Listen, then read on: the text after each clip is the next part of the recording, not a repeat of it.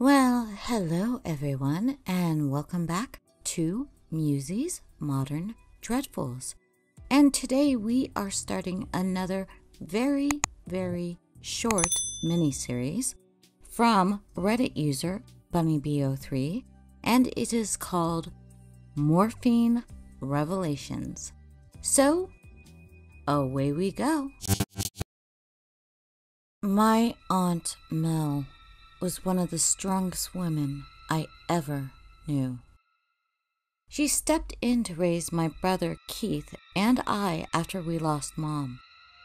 Not many other people would have done the same, especially during that time period. I was only 7 when our mother, Rona, died. Keith was barely 3. I've been walking this earth for 40 years since that day, and Melody was the only parental figure I ever knew, honestly. The only memories I had of my mother were short and fleeting, always fuzzy around the edges. I remember that she had a beautiful smile, and her hair always smelled like green apples. My heart really goes out to Keith. He has no memories of her whatsoever. He only knows what she looks like through photographs. In his mind, Aunt Mel would always be Mom. Anyway, I'm getting off track. The reason I'm sharing this bit of information is that our aunt's not doing so good. Keith and I haven't talked for months, but we agreed to take a trip to see her. We wanted to spend her last days with her so she wouldn't be alone, or as alone as one could be in hospice, that is. The point is, we wanted her to be with family. We stayed in the part of her house that wasn't being used. Hadn't been used in some time, actually. Our aunt stopped being able to live on her own some time ago. The house and the land were paid for. Keith and I are her only living relatives, so we used the hideaway key and let ourselves in. Abby, how is the electricity still on in this place? Keith asked with a sideways smile. Aunt M hasn't lived here in what, 3 years? Maybe 4? How long you here for, anyway? Until she goes, I reply with a wince. It means a lot to me to spend her final days with family, especially after all she's done for us. Did you have any problems taking off work? That, my dear sister, would imply that I have a job to take off for, which I do not. I'm here as long as you are. We're in this together. Look, sorry it's been so long. It's just, I've been wrapped up in your own shit, I finish for him. I know. It's fine. You're here now, and that's what is important. We unpack, clean up a little, then get ready to leave to see Aunt Melody. The care center she's placed at isn't very far from the house, but we selfishly get lunch beforehand anyway. I feel so guilty for stalling that I can barely finish my food. Come on, get up. Keith stands up. Let's go do this. Once we're in the car, all conversation goes silent. I can barely stand the tension, so I say what I know we're both thinking. Hey, it's been a while since I've seen her. I'm dreading seeing what she'll be like. Do you think it's bad? I asked, not looking away from the passenger window. Keith grimaces slightly and replies, "Well, it's not gonna be good. I can tell you that. As much as I hate to say it, we need to be prepared for anything. Mentally, I mean. But nothing could possibly prepare us for the state we found her in. My aunt has always been one of the most beautiful women in our entire town. Keith's friends all used to go crazy over her through his teenage years. She had lush, gorgeous blonde hair. She exuded charm and grace while maintaining a "don't fuck with me" attitude. And it was easy for her.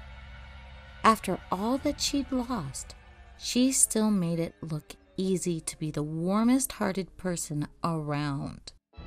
People fed off that. Hell, they were almost addicted to it. The woman we see before us now is a heartbreaking, empty shell of a person. Her skin is thin and veiny like a tissue paper road map. There are deep red bruises on her left arm and chest. Skin injuries her body didn't have the strength to heal anymore. Not like it used to. Long, silver hair hangs limp, ragged over her bony shoulders. Her chest seems to fight every breath it tries to take. Her wheezing quickens as she tries to get Keith and my attention, tapping her fingernails on the bed railing until we meet her gaze. "We're here, Aunt Em," I tell her with a warm smile as I sit at the foot of her hospital bed.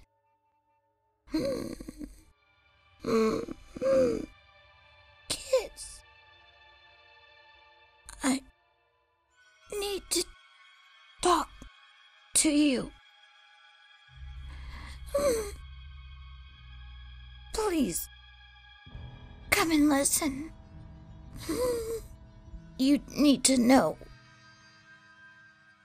"Need to know what, Aunt Mel? What's the matter?" "You should just rest now," Keith tells her as he stands at her right side. His large hand holds her frail one delicately, and I can tell there are tears in his eyes. No, I need to say this. Your mother, she never wanted me to tell you." "Tell us what?" Keith and I asked in unison. "Whatever it is, I'm sure it's okay. We love you. She's so proud of you for raising us." A soothing voice that I don't quite recognize says through my lips.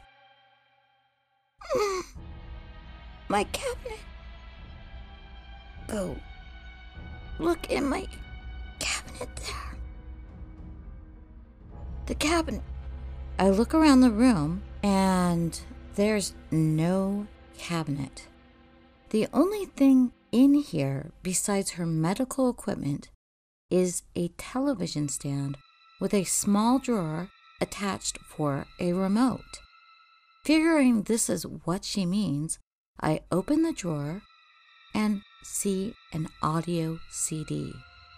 The words "Abby and Keith" are written across it in black marker. Take that back home and play it. But you must be together," Aunt Mel rasps. Her voice had always carried the hum of angels, but now was ravaged by the treatment given to kill the cancer, which had proved unsuccessful. She was in and out of consciousness for the rest of our visit. After a couple of hours of switching hand-holding shifts at her bedside, we left for the night, promising the nurse we'd be back in the morning. There's an unspoken anxiety shared between us during the ride home. All right, Abby. I know there's a stereo around here somewhere. Are you sure you want to just dive right into this? From what it sounded like, it could be about Mom. I don't know if I'm ready for all that. First, Aunt Em's dying. And now this? I snap. Sorry. This is all just a lot right now. Sure enough, Aunt Mel has a CD player in her bedroom.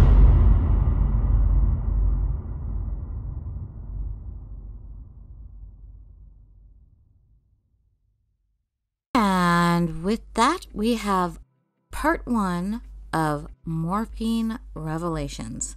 I know this part was all just set up, but it does pay off. It might be a 2 or 3-parter.